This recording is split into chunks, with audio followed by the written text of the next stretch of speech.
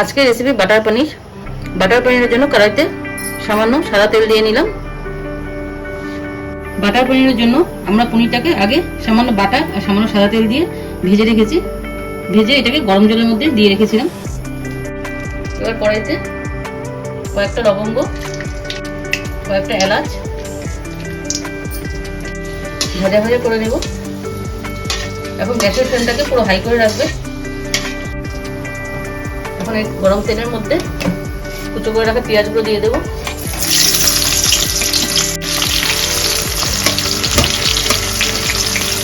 Butter পনিরের জন্য আমরা কিছুটা রসুন আর 1.5 টুকরা মতন আদা পেস্ট করে নেব। দেখুন পেঁয়াজটা ভাজা ভাজা হয়ে গেছে, অনেকটা নরমও হয়ে গেছে। এখন এই সময় এই রসুন আর আদাটা পেস্ট করে রেখেছিলাম এটা দিয়ে দেবো। এটা ততক্ষণ ভাজবেন যতক্ষণ না আদা রসুনের কাঁচা গন্ধটা চলে যায়। ফ্লেমটাকে হাই করে দেবেন।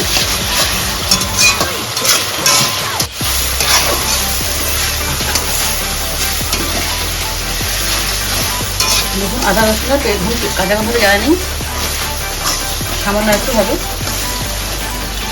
এখন এটার মধ্যে কয়েকটা কাঁচা লঙ্কা নিয়ে দিয়ে দেবো। বাটার পনিরে বেশি ঝাল হয় না, সেরকম 3-4টে বা 5টায় দিতে পারে, যে যেরকম ঝাল খান সেই বুঝে। আদা রসুন কাঁচা গন্ধটা চলে গেছে, পেঁয়াজটা অনেকটা ভাজা ভাজা হয়ে গেছে। এখন এর মধ্যে কুচি করে রাখা টমেটোগুলো দিয়ে দেবো। আধা কেজি পনিরের জন্য প্রায় 3টে পাকা টমেটো নিয়ে নেবেন।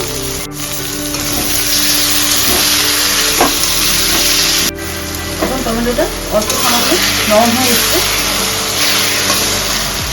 10 থেকে 12টা কাজু বাদাম দিয়ে দেবেন। বাটার পনিরের কালারের জন্য 1 চা চামচ কাশ্মীরি লাল লঙ্কা গুঁড়ো, আর কিছু সামান্য পরিমাণ হলুদ। দেখুন এটা থেকে পুরো তেল ছাড়া শুরু হয়ে গেছে। এখন যে আমরা পনিরটা ভেজে চুবিয়ে রেখেছিলাম সেই জলটাকে ইউজ করবো। পনির ভাজা জলটা যেটা রেখেছিলাম এটা এখন এটা আমরা দিয়ে দিচ্ছি।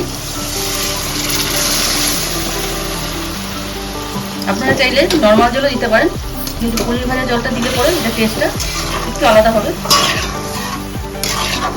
এখন এটাকে 8 থেকে 10 মিনিটের জন্য ঢাকা দিয়ে দেবেন।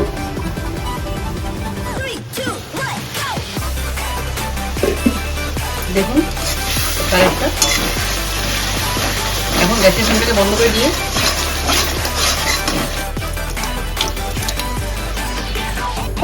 একটা মিক্সিং বলে মশলাগুলোকে ঢেলে নিয়েছি, এবার পেস্ট করে নেব।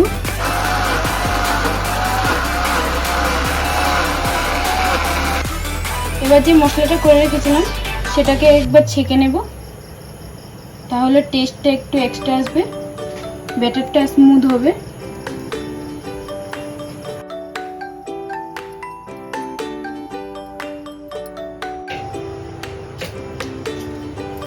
তেলটা গরম হয়ে গেছে।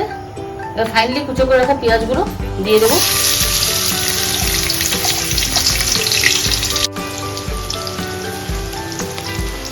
দেখুন পেঁয়াজটা ভাজা ভাজা হয়ে গেছে। এখন বাটার পনিরের ফ্লেভারটা আনার জন্য এখানে 1 চা চামচ বাটার দিয়ে দেবো।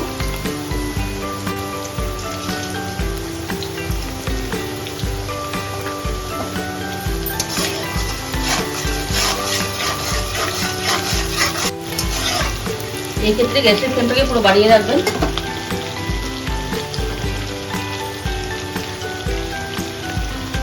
আগে আমরা কাশ্মীরি লঙ্কার গুঁড়ো দিয়ে রেখেছিলাম, এখন আবার 1 চা চামচ কাশ্মীরি লঙ্কার গুঁড়ো, 1 চা চামচ ধনে গুঁড়ো দিয়ে ভালো করে নাড়াচাড়া করুন।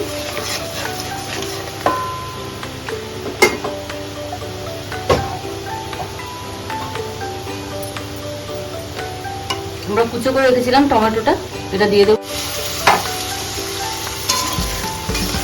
দিয়ে গ্যাসের ফ্লেমটাকে হাই করে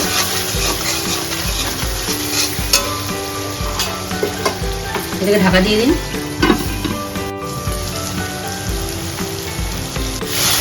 সবগুলো দিয়ে কাঁচা গন্ধ না যাওয়া পর্যন্ত এটাকে নাড়াতে থাকুন।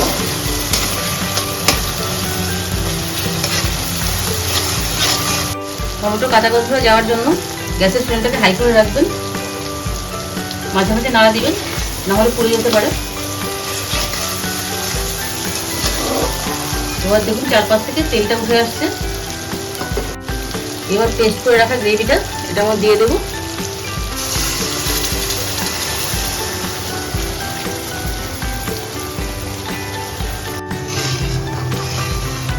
দেখুন কালারটা পুরো রেস্টুরেন্ট স্টাইল এসে গেছে। এই ক্ষেত্রে গ্যাসের ফ্লেমটা পুরো হাই থাকবে। দেখুন গ্রেভির কালারটা কত সুন্দর এসছে। এখন আমি আগে থেকে সামান্য ভেজে রেখেছিলাম, বেশি ভাজলে পরে এটা সফটনেসটা চলে যাবে, তার জন্য এখন এটা দিয়ে দেবো।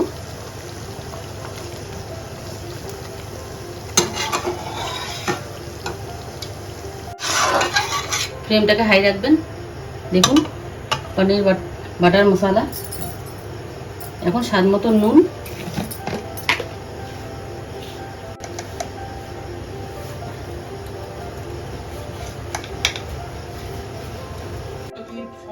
এখানে আপনাদের মধু দিতে লেগেছিল, যেহেতু আমার কাছে মধু নেই তার জন্য সামান্য চিনি দিয়ে দিলাম।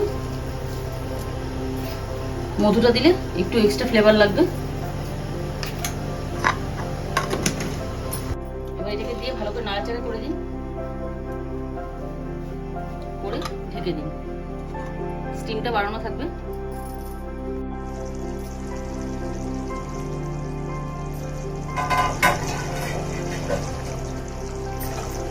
দেখুন পুরো রেস্টুরেন্টে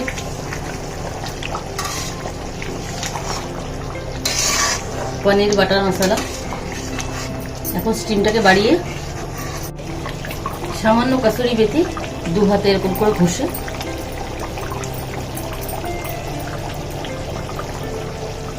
উপর থেকে দিয়ে দেবেন।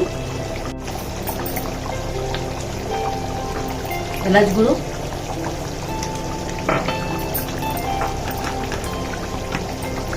আর ছোটা বাটার মশলা অলমোস্ট আমাদের রেডি। এখন এটার মধ্যে ফ্রেশ ক্রিম বা দুধের সর যেটাই হোক, আমার কাছে ফ্রেশ ক্রিম আছে ওটা দিয়ে দিচ্ছি। চাইলে যদি ফ্রেশ ক্রিম না থাকে তাহলে দুধের সরও দিতে পারেন।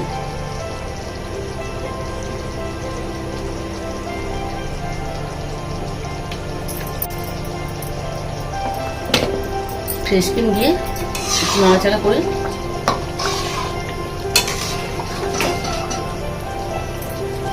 গ্যাসের ফ্লেমটাকে বাড়িয়ে ঢেকে দিন। পনির বাটার মশলা পুরোপুরি রেডি। আপনারা ঘরে ট্রাই করে দেখুন, পুরো রেস্টুরেন্ট স্টাইল পনির বাটার মশলা।